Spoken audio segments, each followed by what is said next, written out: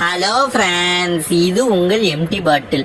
தீபாவளியை முன்னிட்டு நிறைய தமிழ் படங்கள் திரையரங்குகள்ல ரிலீஸ் ஆயிருக்கு. இதுல டியூட் படத்தோட வசூல் சாதனையை பத்தி தான் நம்ம இந்த வீடியோல பேச போறோம். இந்த படத்துக்கு ரிவ்யூஸ் அப்படின்னு பார்த்தா அது மிக்சடா தான் வந்தது.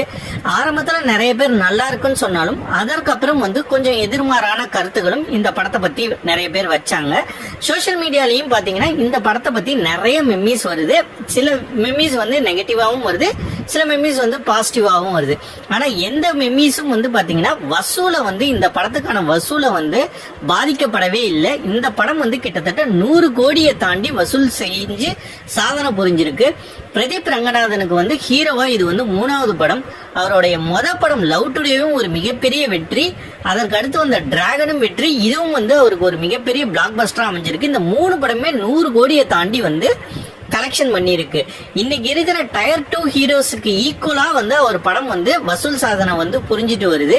இதனால பிரதீப் ரங்கநாதன் தான் அடுத்த தளபதி அப்படிங்கிற ரேஞ்சுக்கு ரசிகர்கள் பேசிக்கிட்டு இருக்காங்க. காரணம் தளபதி அவர்கள் பாலிடிக்ஸ் போனதுனால இதுக்கு மேல அவர் எந்த படமும் நடிக்க போறது இல்லைங்கிறதுனால அந்த இடத்த பிரதீப் ரங்கநாதன் நிரப்புவாருங்கிற அளவுக்கு பேசிக்கிட்டு இருக்காங்க.